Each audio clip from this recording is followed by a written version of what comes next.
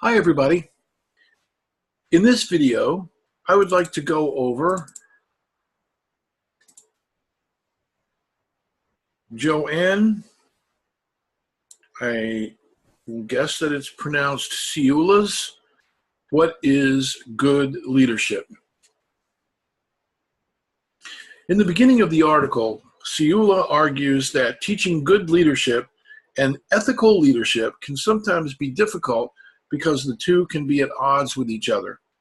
She says that leadership educators and educators in professional schools face the challenge of seamlessly teaching students to do things right and to do the right thing, to sometimes opposed tasks. Sometimes leaders don't live up to the descriptions of them in leadership books.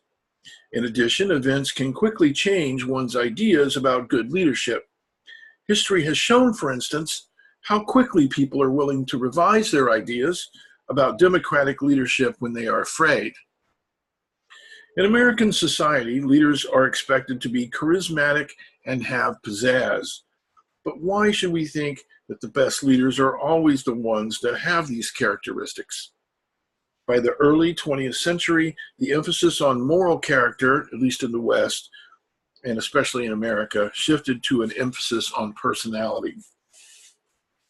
Most people at all times say they prefer ethical leaders to unethical ones. And how often have we heard people say that leaders should be held to a higher moral standard? But curiously, if you set the ethical standards for leaders too high, few people would qualify to be leaders or would even want to be leaders. The author argues that it's not that we want leaders with higher standards than the rest of us. We want leaders to have the same standards as the rest of us, but we just want them to live up to those standards at a higher rate than the rest of us. We want leaders to be morally consistent. Ciulla makes some points about altruism. We want our leaders to be altruistic, even though altruism itself doesn't guarantee that their actions will be moral. Martin Luther King Jr. and Gandhi both behaved altruistically, but it wasn't this altruism alone that made them good leaders.